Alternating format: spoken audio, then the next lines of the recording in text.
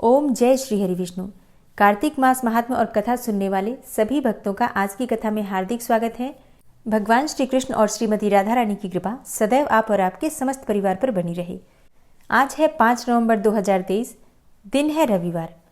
आज है कार्तिक मास की कृष्ण पक्ष की अष्टमी तिथि, जिसे अहोई अष्टमी के नाम से जाना जाता है।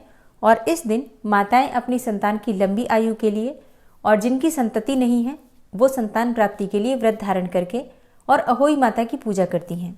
आज आप सुनने वाले हैं कार्तिक मास महात्म्य का 9वां अध्याय।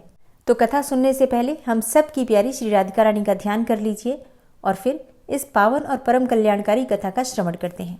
राजा पृथु नारद मुनि से पूछते हैं कि हे नारद मुनि, आपने कार्तिक मास के व्रत में जो तुलसी की जड़ में भगवान विष्णु का निवास बताया है और उस स्थान की मिट्टी का पूजन करने को बतलाया है, इसलिए मैं श्री तुलसी जी के महात्म्य को सुनना चाहता हूँ।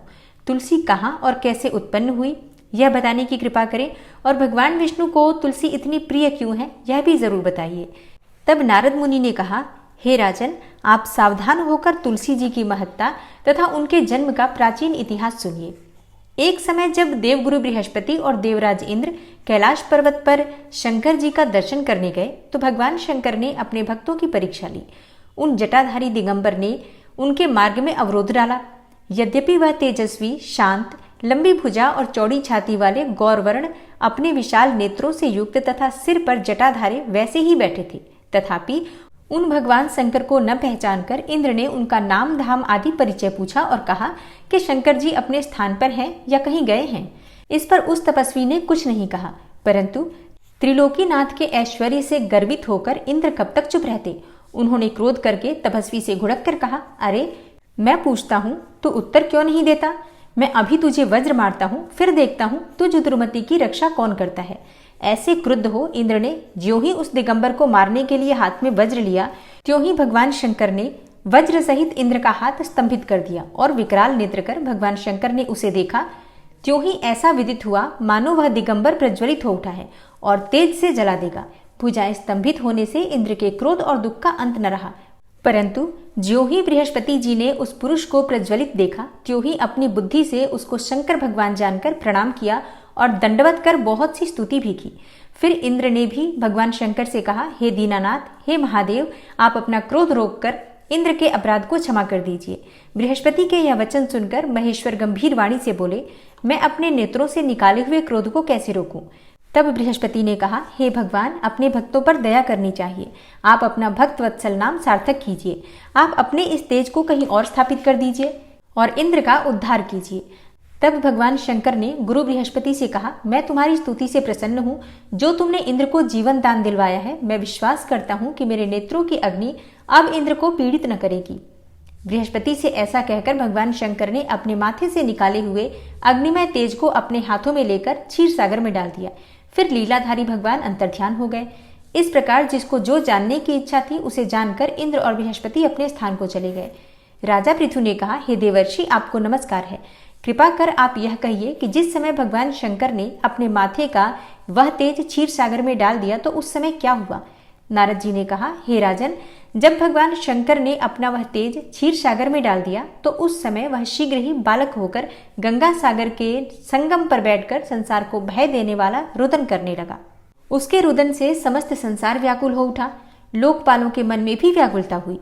चराचर चलायमान हो गया। शंकर सुवन के रुदन से ब्रह्मांड व्याकुल हो गए। समस्त देवता और ऋषि मुनि व्याकुल होकर लोक पितामह श्री ब्रह्मा जी की शरण में गए। सबने मिलकर श्री ब्रह्मा जी को प्रणाम किया और स्तुति की। फिर कहा कि हे पितामह, यह तो बड़ा भयंकर समय उपस्थित हुआ है। हे महायोगिन, इसका नाश कीजिए। तब देवताओं की ऐसी बात सुनकर श्री ब्रह्मा जी सत्यलोक से उतरकर उस बालक को देखने के लिए समुद्र तट पर आए।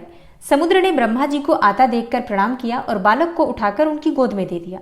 तब विस्मित होकर श्री ब्रह्मा जी ने पूछा, हे सागर, तुम शीघ्र कहो कि यह बालक किसका है?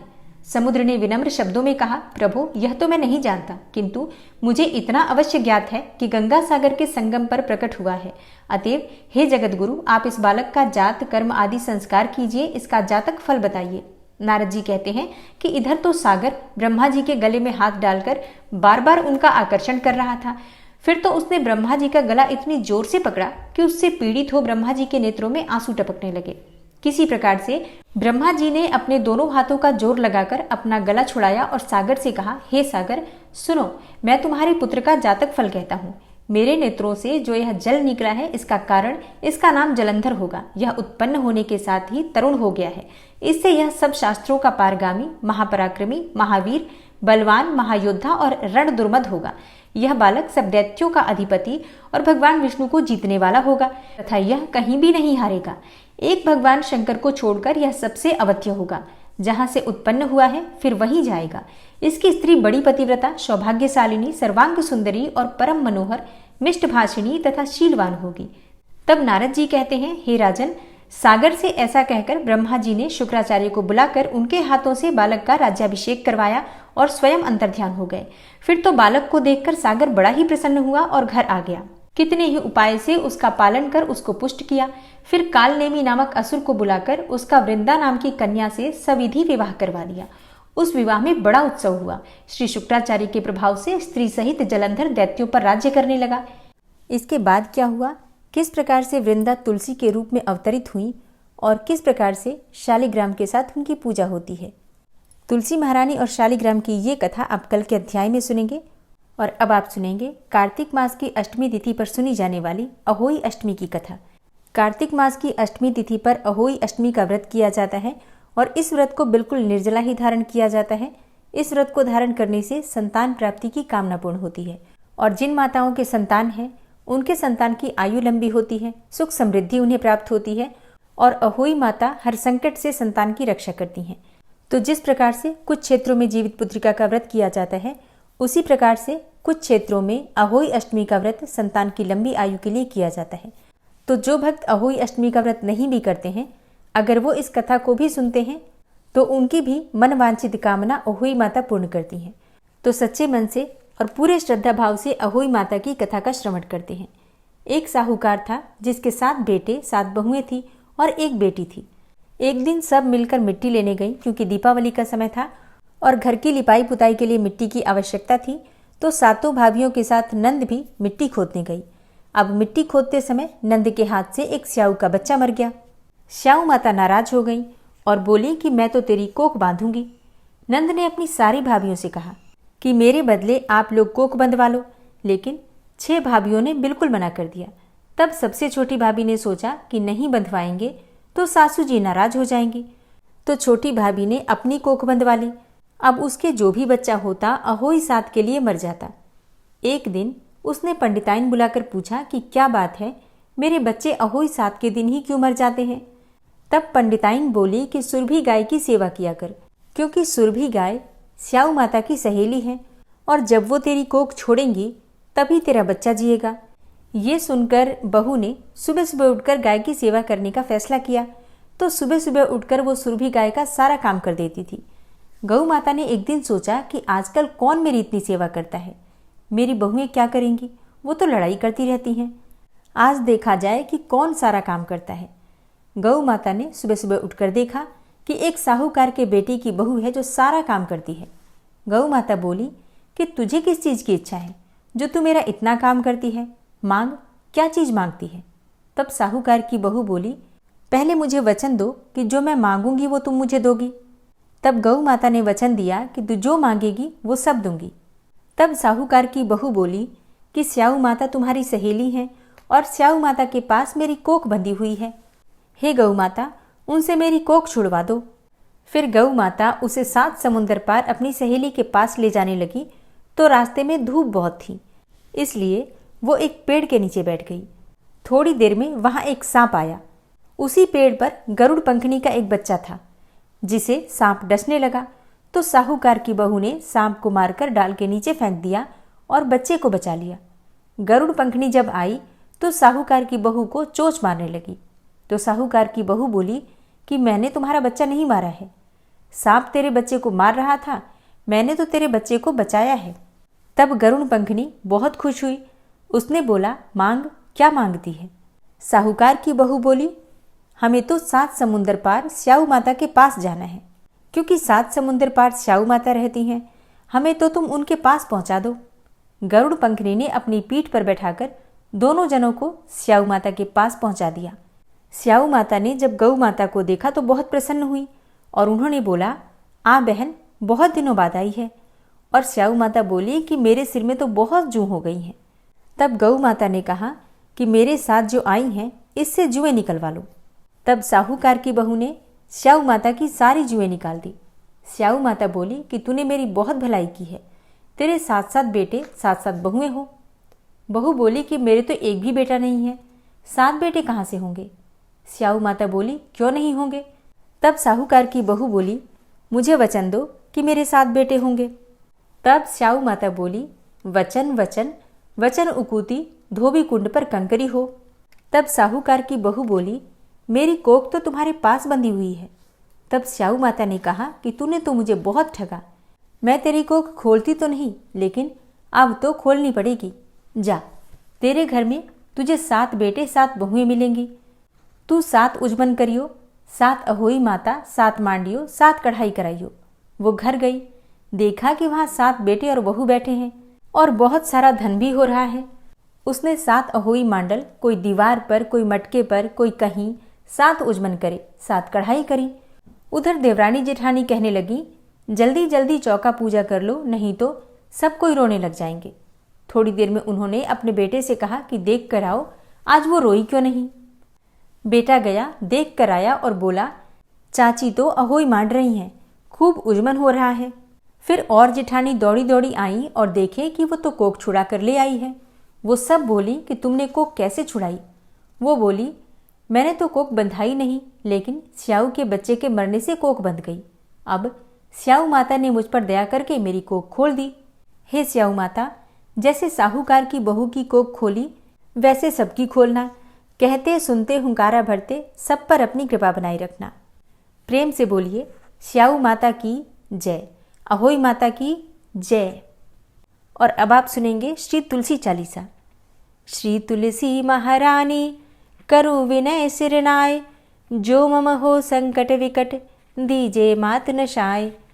नमो नमो तुलसी महारानी, महिमा अमित न जाए बखानी। दियो विष्णु तुमको सन्माना, जग में छायो सुयस महाना। विष्णु प्रिया जय जयति भवानी, तिहु लोक की हो सुख खानी। भगवत पूजा करे जो कोई, बिना तुम्हारे सफल न होई। जिन घर तव नहीं होय निवासा, उस घर कर ही विष्णु नहीं बासा। करें सदा जो तव नित सुमिरन, तेहि के काज होय सब पूरन। कार्तिक मास महात्म तुम्हारा, ताको जानत सब संसारा। तव पूजन जो करे कुंवारी, पावे सुंदर वर सुकुमारी। करे जो पूजा नित प्रति नारी, सुख संपत्ति से होय सुखारी। वृद्धा नारी करे जो पूजन, मिले भक्ति होवे पुलकित मन। श्रद्धा से पूजे जो कोई, भवनिधि से तर जावे सोई। कथा भागवत यज्ञ करावे, तुम बिन नहीं सफलता पावे। छायो तब प्रताप जग भारी, ध्यावत तुम्हीं सकल चित धारी। तुम्ही मात यंत्रन तंत्रन में, सकल काज सिद्धि होवे क्षण में। औषधि रूप आप हो माता, सब जग में तव यश विख्याता। देव ऋषि मुनि और तपधारी, करत सदा तव जय जयकारी। वेद पुराणन तव यश गाया, महिमा अगम पार नहीं पाया। नमो नमो जय जय सुख कारणि, नमो नमो जय दुख निवारणी। नमो नमो सुख संपत्ति देनी, नमो नमो अघ काटन चेनी। नमो नमो भक्तन दुख हरणी, नमो नमो दुष्टन मद छेनी। नमो नमो भव पार उतारणी, नमो नमो परलोक सुधारणी। नमो नमो निज भक्त उबारणी, नमो नमो जन काज सवारणी। नमो नमो जय कुमति नशावनी, नमो नमो सब सुख उपजावनी। जयति जयति जय तुलसी माई, ध्याऊं तुमको शीश नवाई। निज जन जानी मोहि अपनाओ, बिगड़े कारज आप बनाओ। करूं विनय मैं मात तुम्हारी, पूर्ण आशा करहु हमारी। शरण चरण कर जोरी मनाऊं, निश दिन तेरे ही गुण गाऊं। करहु मात अब मोह पर दाया, निर्मल होए सकल मम काया। मांगू मातु यही बर दीजे, सकल मनोरथ पूर्ण कीजे। जानू नहीं कछु नेम आचारा, क्षमहु मातु अपराध हमारा। 12 मास करे जो पूजा, तासम जग में और नहीं दूजा। प्रथम ही गंगा जल मंगवावे, फिर सुंदर स्नान करावे। चंदन अक्षत पुष्प चढ़ावे, धूप दीप नैवेद्य लगावे। करे आचमन गंगा जल से, ध्यान करे हृदय निर्मल से। पाठ करे फिर 40 की, स्तुति करे मात तुलसा की। यह विधि पूजा करे हमेशा, ताके तन नहीं रहे कलेशा। करे मास कार्तिक का साधन, सोवे नित पवित्र हुई जाहि। है यह कथा महासुखदाई, पढ़े सुने सो भव तर जाई। यह श्री तुलसी 40 पाठ करे जो कोय, गोविंद सो फल पावही, जो मन इच्छा होय। तुलसी 40 संपूर्ण। और अब आप सुनेंगे श्री विष्णु सहस्त्र नाम स्तोत्र। ओम विश्वं विष्णुर्वषट्कारो, भूतभव्य भवत्प्रभु। भूतकृत भूतभृद्भावो, भूतात्मा भूतवाहन। भूतात्मा परमात्मा च, मुक्तानां परमागति। अव्ययः पुरुषः साक्षी, क्षेत्रज्ञो अक्षर एव च। योगो योगविदां नेता, प्रधान पुरुषेश्वरः। नारसिंहवपुः श्रीमान् केशवः पुरुषोत्तमः।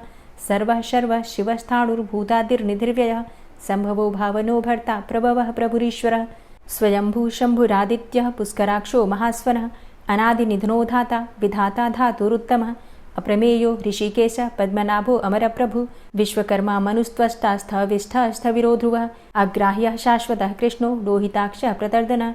प्रभूतस्त्रिककुब्धाम, पवित्रं मङ्गलं परम्। ईशानः प्राणदः प्राणो, ज्येष्ठः श्रेष्ठः प्रजापति। हिरण्यगर्भो भूगर्भो, माधवो मधुसूदनः। ईश्वरो विक्रमी धन्वी, मेधावी विक्रमः क्रमः। अनुत्तमो दुराधर्षः, कृतज्ञः कृतिरात्मवान्। सुरेशः शरणं शर्म, विश्वरेताः प्रजाभवः। अह संवत्सरो व्यालः, प्रत्ययः सर्वदर्शनः। अजः सर्वेश्वरः, सिद्धः सिद्धे सर्वादिर्च्युतः। वृषाकपिर्मेयात्मा, सर्वयोगविनिश्रितः। वसुर्वसुमनः, सत्यः समात्मा, संमितः समः। अमोघः पुण्डरीकाक्षो, वृषकर्मा वृषाकृतिः। रुद्रो बहुशिरा बभ्रुर्विश्वयोनिः शुचिश्रवः। अमृतः शाश्वतस्थाणुर्वरारोहो महातपः। सर्वगः सर्वविद्भानुर्विश्वक्सेनो जनार्दनः। वेदो वेदविद्व्यङ्गो, वेदाङ्गो वेदवित्कविः। लोकाध्यक्षः सुराध्यक्षो, धर्माध्यक्षः कृताकृतः। चतुरात्मा चतुर्व्यूहश्चतुर्द्रष्टश्चतुर्भुजः। भ्राजिष्णुर्भोजनं भोक्ता, सहिष्णुर्जगदाति च। अनघो विजयो जेता, विश्वयोनिः पुनर्वसु। उपेन्द्रो वामनः प्रांशुर्मोघः शुचिरुर्जितः। अतीन्द्रः संग्रहः सर्गो, धृतात्मा नियमो यमः। वेद्यो वैद्यः सदा योगी, वीरः माधवो मधु। अतीन्द्रियो महामायो, महोत्साहो महाबलः। महाबुद्धिर्महावीर्यो, महाशक्तिर्महाद्युतिः। अनिर्देश्य वपुः श्रीमान्, मेयात्मा महाधृतिर्। महिश्वासो महीभर्ता, श्रीनिवासः सतां गति। अनिरुद्धः सुरानन्दो, गोविन्दो गोविन्दाम्पति। मरीचिर्दमनो हंसः, सुपर्णो भुजगोत्तमः। हिरण्यनाभः सुतपा, पद्मनाभः प्रजापति। अमृत्यु सर्वदिक्सिंहः, सन्धाता सन्धिमान् स्थिरः। अजो दूर्मर्षणः शास्ता, विश्रुतात्मा सुरारिः। गुरुर्गुरुतमो धाम, सत्य सत्यपराक्रमः। निमिषो अनिमिषो श्रग्वी, वाचस्पतिरुदारधि।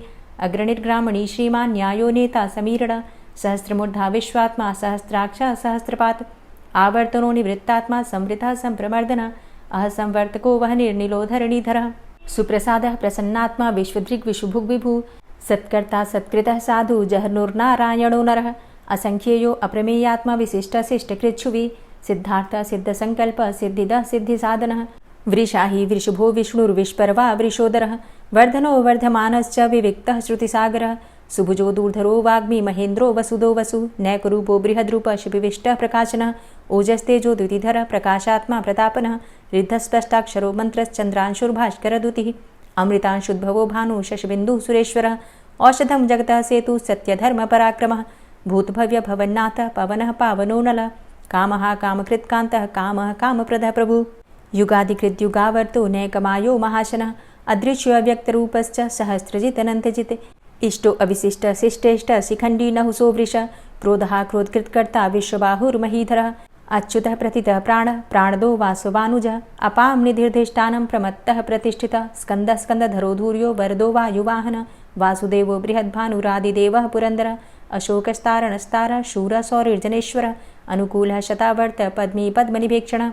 पद्मनाभो अरविन्दाक्ष, पद्मगर्भ शरीरभृत्। महर्धिरिद्धो वृद्धात्मा महाक्षो गरुडाध्वजः अतुलः शरभो भीमो समयज्ञो हविर्हरि सर्वलक्षणलक्षण्यो लक्ष्मीवान् समितिञ्जयः वीक्षरो रोहितो मार्गो हेतुर्दामोदरः सः महीधरो महाभागो वेगवान् मिताशनः उद्भवः क्षोभणो देव श्रीगर्भ परमेश्वर करणं कारणं कर्ता विकर्ता गहनो गुह व्यवसायो व्यवस्थान संस्थान स्थानदो ध्रुव परर्थी परमस्पस्तुष्ट पुष्ट शुभेक्षण रामो विरामो विरजो मार्गो नेयो नयोनयः वीर शक्तिमतां श्रेष्ठो धर्मो धर्मविदुत्तमः वैकुंठ पुरुषः प्राण प्राणदः प्रणवः पृथु हिरण्यगर्भ शत्रुघ्नो व्याप्तो वायुरुधोक्षजः ऋतु सुदर्शनः कालः परमेष्ठी परिग्रह उग्रः संवत्सरो दक्षो विश्रामो विश्वदक्षिणः विस्तारस्थावरस्थाणु प्रमाणं बीजमव्ययम् अर्थो अनर्थो महाकोशो महाभोगो महाधनः अनिर्विण्ण स्थविष्टोभू धर्मयुपो महामख नक्षत्रनेमिर्नक्षत्री क्षमा क्षामः समीहन यज्ञ इज्जो महेज्यश्च क्रतुसत्रं सतां गतिः सर्वदर्शी विमुक्तात्मा सर्वज्ञो ज्ञानमुत्तमं सुव्रतः सुमुखः सुष्मा सुघोषः सुखदः सुहृतः मनोहरो जित्क्रोधो वीरबाहुर्विदारणः स्वापनः स्ववसो व्यापी नैकात्मा नैककर्मकृत् वत्सरो वत्सलो वत्सी रत्नगर्भो धनेश्वरः धर्मगुप्त धर्मकृत् धर्मी सदसक्षरमक्षरम् अविज्ञाता सहस्रांशुर्विधाता कृतलक्षणः गभस्तिनेमिः सत्त्वस्थः सिंहो भूतमहेश्वरः आदिदेवो महादेवो देवेशो देवभृद्गुरुः उत्तरो गोपतिर्गोप्ता ज्ञानगम्यः पुरातनः शरीरभूतभृद्भोक्ता कपीन्द्रो भूरि दक्षिणः सोमभो अमृतपः सोम पुरुजित पुरुषोत्तमः विनयोजय सत्यसन्धो दाशाः सात्वतां पतिः जीवो विनयिता साक्षी मुकुन्दो अमितविक्रमः अम्भो निद्रणन्तात्मा महोदधीशयोऽन्तकः अजोमहारः स्वाभाव्यो जितामित्रः प्रमोदनः आनन्दो नन्दनो नन्दः सत्यधर्मा त्रिविक्रमः महर्षि कपिलाचार्यः कृतज्ञो मेदिनीपतिः त्रिपदस्त्रिदशाध्यक्षो महाशृङ्गः कृतान्तकृत् महावराहो गोविन्दः सुखेणः कनकाङ्गदी गुह्यो गभीरो गहनो गुप्तश्चक्रगदाधरः वेधा स्वाङ्गो अजितः कृष्णो दृढः सङ्कर्षणोच्युतः वरुणो वारुणो वृक्षः पुष्कराक्षो महामनाः भगवान् भगानन्दी वनमाली हलायुधः आदित्यो ज्योतिरादित्यः सहिष्णुर्गतिसत्तमः सुधन्वाखण्ड परशुर्दारुणो द्रविडप्रदः दिविस्त्रिक्सर्वदृग्व्यासो वाचस्पतिर्योनिजः त्रिसामा सामगः साम निर्वाणं भेषजम्भिषक् संन्यासकृच्छमः शान्तो निष्ठा शान्तिः परायणं शुभाङ्गः शान्तिदः स्रष्टा कुमुदः कुवलेशय गोहितो गोपतिर्गोप्ता वृषभाक्षो वृषप्रियः अनिवर्ति निवृतात्मा संक्षेप्ता क्षेमकृच्छिवः श्रीवत्सवक्षा श्रीवास श्रीपति श्रीमतांबरः श्रीधर श्रीश श्रीनिवास श्रीनिधि श्रीविभावन श्रीधर श्रीकर श्रेय श्रीमान् लोकत्रयाश्रयः स्वक्ष स्वङ्ग शतानन्दो नन्दिर्ज्योतिर्गणेश्वरः विजितात्मा विधेयात्मा सत्कीर्तिश्छिन्न संशयः उदीर्णः सर्वतक्षशुर्निश शाश्वतः स्थिरः भूषयो भूषणो भूतिर्विशोकः शोकनाशनः अर्चिष्मानर्चितः कुम्भो विशुद्धात्मा विशोधनः अनिरुद्धो अप्रतिरथ प्रद्युम्नो अमितविक्रमः कालिनेमि निहावीर शौरी शूरजनेश्वरः त्रिलोकात्मा त्रिलोकेशः केशवः केशिहारी कामदेवः कामपालः कामीकान्तः कृतागमः अनिर्देशवपुर्विष्णोर्वीरो अनन्तो धनञ्जयः ब्रह्मण्यो ब्रह्मकृद्ब्रह्मा ब्रह्म ब्रह्म विवर्धनः ब्रह्मविद् ब्राह्मणे ब्रह्मी ब्रह्मज्ञो ब्राह्मणप्रियः महाक्रमो महाकर्मा महातेजा महुरगः महाक्रतुर्महायज्वा महायज्ञो महाहवि स्तव्यः स्तव प्रियः स्तोत्रं स्तुतिस्तोतारणप्रियः पूर्णः पुरैता पुण्यः पुण्यकीर्तिर्नामयः मनोजवस्तीर्थकरो वसुरेता वसुप्रदः वसुप्रदो वासुदेव वसुर्वसुमनाहवि सद्गतिः सत्कीर्तिः सत्ता सद्भूतिः सत्परायणः शूरसेनो यदुश्रेष्ठः सन्निवासः सुयामुनः भूतावासो वासुदेवः सर्वासु निलयोऽनलः दर्पः दर्पदो दृप्तो दूर्धरोऽथा पराजितः विश्वमूर्तिर्महामूर्तिर्दीप्तमूर्तिर्मूर्तिमान् अनेकमूर्तिरव्यक्तः शतमूर्तिः शताननः एको नैकः सवः किं यत्तत्पदमनुत्तमं लोकबन्धुर्लोकनाथो माधवो भक्तवत्सलः सुवर्णवर्णो हेमाङ्गो वराङ्गश्चन्दनाङ्गदी वीरः विषमः शून्यो घृताशीरचलश्चलः अमानीमानदो मान्यो लोकस्वामी त्रिलोकदृक् सुमेधा मेधजोधन्यः सत्यमेधाधराधरः तेजोवृषः द्वितिधरः सर्वशस्त्रभृताम्बरः प्रग्रहो निग्रहो व्यग्रो नैकशृङ्गो गदाग्रजः चतुर्मूर्तिश्चतुर्बाहुश्चतुर्व्यूहश्चतुर्गति चतुरात्मा चतुर्भावश्चतुर्वेदविदेकपात् समावर्तो अनुवृतात्मा दुर्जयो दुरतिक्रमः दुर्लभो दुर्गमो दुर्गो दुरावासो दुरारिहा शुभाङ्गो लोकसारङ्गः शुतन्तुस्तन्तुवर्धन इन्द्रकर्मा महाकर्मा कृतकर्मा कृतागमः उद्भवः सुन्दरः सुन्दो रत्ननाभः सुलोचनः अर्को वाजसनः शृङ्गी जयन्तः सर्वविजयी सुवर्णबिन्दुरक्षोभ्य सर्वभागीश्वरेश्वरः महाह्रदो महागर्तो महाभूतो महानिधि कुमुदः कुन्दरः कुन्दः पर्जन्यः पावनो नीलः अमृताशो अमृतवपुः सर्वज्ञः सर्वतोमुखः सुलभः सुव्रतः सिद्धः शत्रुजित् शत्रुतापनः न्यग्रोधो दुम्बरो अस्वस्थश्चाणुरान्ध्रनिषूदनः सहस्रार्चिः सप्तजिह्वः सप्तैधा सप्तवाहनः अमूर्तिरणघो अचिन्त्यो भयकृद् भयनाशनः अणुर्बृहत् कृशस्थूलो गुणभृन्निर्गुणो महान् अधृत स्वधृत स्वास्य प्राग्वंशो वंशवर्धनः भारभृति कथितो योगी योगी स सर्वकामद आश्रम श्रमण छाम सुपर्णो वायुवाहन धनुर्धरोर्धनुर्वेदो दण्डोदमयितादम अपराजितः सर्वसहो नियन्ता नियमो यमः सत्ववान् सात्विकः सत्य सत्यधर्मपरायण अभिप्रायः प्रियार्होर्ह प्रियकृत् प्रीतिवर्धनः विहाय सगतिर्ज्योति सुरुचिर्हुद्भुग्विभु रविर्विलोचनः सूर्य सविता रविलोचनः अनन्तो हुद्भुग्भोक्ता सुखदो नैकजोग्रज अनिर्विण्ण सदामर्षि लोकाधिष्ठानमद्भुत सनात सनातन्तमः कपिलः कपिरप्यय स्वस्तिदा स्वस्तिकृत् स्वस्ति स्वस्तिभुक् स्वस्ति दक्षिण रौद्रः कुण्डली चक्रे विक्रमयुर्जित शासन शब्दातिग शब्दशः शिशिरः शर्वरीकर अक्रूरः पेशलो दक्षो दक्षिणः क्षमिणाम्बर विद्वतमो वितभय पुण्यश्रवण कीर्तन उत्तारणो दुष्कृतिः पुण्यो दुःस्वप्ननाशन वीरहारक्षण संतो जीवनः पर्यवस्थित अनन्तरूपो अनन्तसृर्जितमन्युर्भयापः चतुरश्रो गभीरात्मा विदिशो व्यादिशो दिश अनादिर्भूर्भुवो लक्ष्मीः सुवीरो रुचिराङ्गद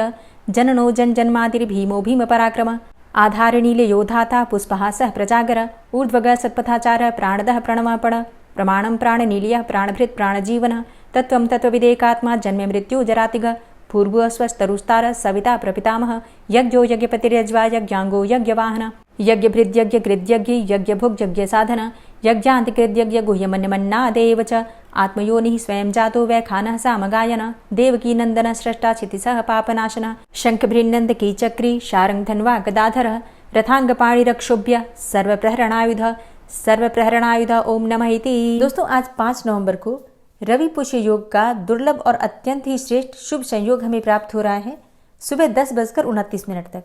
तो आज के दिन हमें क्या करना चाहिए, क्या नहीं करना चाहिए, ये अगर आप जानना चाहते हैं तो चैनल पर वीडियो अपलोड है, आप उसे ज़रूर देख लीजिए। और हाँ, आज की कथा आपको कैसी लगी कमेंट बॉक्स में ज़रूर बताइए। और अगर आपको वीडियो अच्छी लगी हो तो वीडियो को लाइक ज़रूर कीजिए और इसके साथ ही ज़्यादा से ज़्यादा भक्तों तक इस वीडियो को शेयर कीजिए। और चैनल पर पहली बार आए हैं, अगर अभी तक आपने चैनल को सब्सक्राइब नहीं किया है तो आज की वीडियो अगर आपको अच्छी लगे तो चैनल को सब्सक्राइब करके बेल आइकन को ज़रूर प्रेस कर लीजिए। इससे ये होगा कि इस चैनल पर जो भी नई वीडियो अपलोड होंगी उनकी नोटिफिकेशन आपको सही समय पर प्राप्त होगी। मिलती हूँ मैं आपसे अगली वीडियो में, तब तक के लिए जय श्री राधे।